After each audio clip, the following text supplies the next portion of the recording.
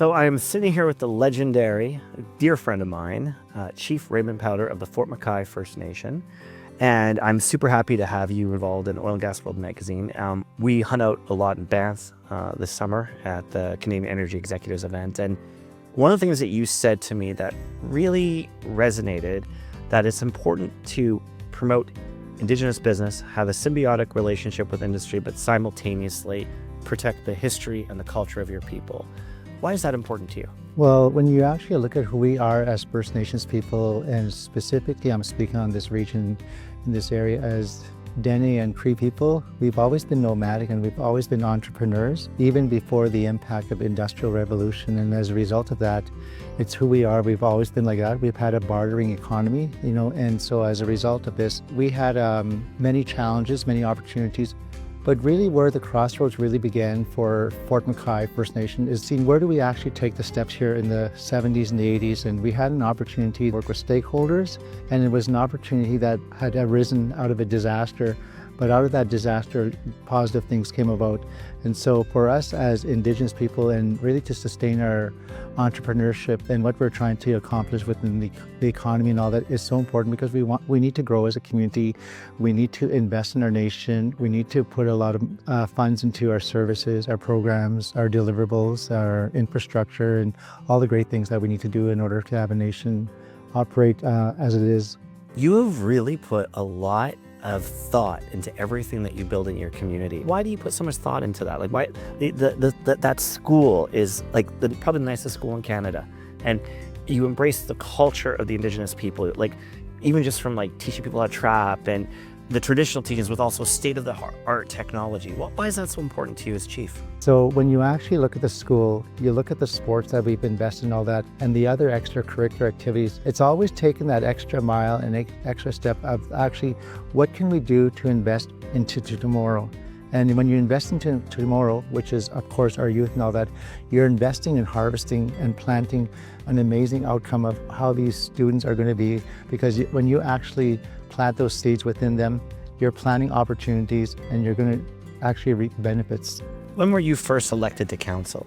I was elected in April of 1998, and it was in the springtime. And the election was, of course, we had the various locations of where we had elections was in Edmonton, Fort McMurray, and also Fort McKay. So it's been quite a number of years that I've been elected, and this is actually my 7th term on council. So I've been on council for 23 years. What made you want to run for chief? I actually, I wanted to run for chief a number of terms ago and all that. And one of the reasons why I wanted to run for chief was because there were members and there were elders that were asking me to run for chief. And so that actually created that thought within my mind that, that I will have some consideration with respect to their request. And so when I decided to run for chief, I thought about it and I prayed about it. And when I really, really look back on it and where I'm at now and all that, I want to honor their request. And that's why I did what I did, because they seen potential in me on being a chief, and also really enjoyed my leadership and how much I served, and really, really played a role in developing the community. A couple days ago, we had Orange Shirt Day, the National Day of Truth and Reconciliation. Tell me about the picture you held up. Why did you bring that? Well, I brought this photo of my aunt Lena Gallup. And the reason why I brought this photo was because she had recently passed, and she passed at a very old age, which is 93. She lived a full life.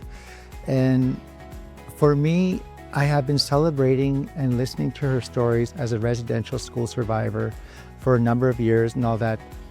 And because she had passed and all that, it's a little bit different for me because she's no longer here and all that. And I thought about it and I prayed about it on the weekend, and I want to honor her publicly. And because she's not here, so this is actually her. But it's not only her, it's the fact that she's an Indian school residential survivor and how resilient and strong she is and all that. And this is what we're talking about, is sharing the stories of these individuals and really, really honoring the legacy of the Indian residential school kids. And so for me, that was why I did what I did, is to recognize and honor her. And the lady that was beside her, her mother is Frida, she is the first generation that did not participate in residential school. So she didn't have that experience and knowledge, but she still, her mom was a survivor. So it was kind of fitting and appropriate. I know that Fort McKay, you guys are a huge you're becoming oil producers. So tell me a little bit about that project that you got coming down the road here. Well, it's interesting because the historical part of that whole area of how we became oil producers is because under our treaty land entitlement arrangement, and this goes back to a couple decades ago, and we had the opportunity to acquire some land under our treaty land entitlement, and under that acquisition of that parcel of land, this area would be selected, which is now 174C. That's Indian Reserve 174C, which now we call it Lease 174C. So we had an opportunity a couple of decades ago to really vote on this issue of how we want to use this land and all that. And that was one of the questions on the referendum.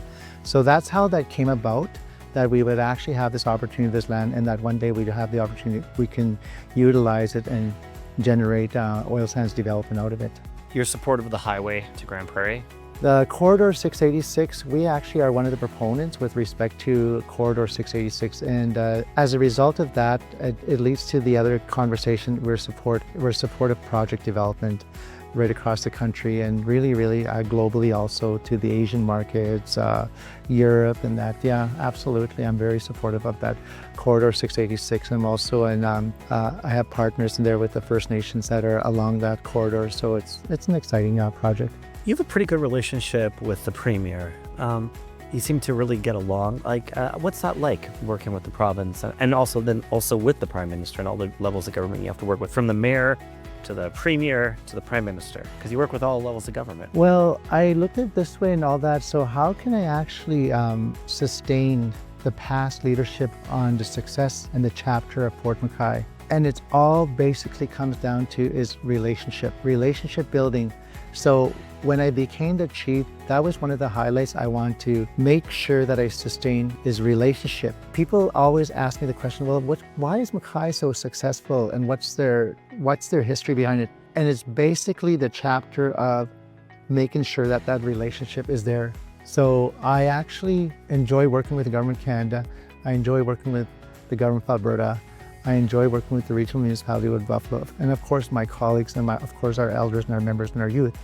And I always look at it like it's all connected based on relationship, and you have to work at those relationships. And wherever there may be a bump and all that, then you got to really actually say, you know what can we actually negotiate, or what can we actually adjust in order to make sure that we really work this relationship out, because relationship is always a lifetime, including whether you're husband or wife and all that. You're always going to have that conversation about how can you make things work, and that's relationship, is having that engagement, having the ability to trust.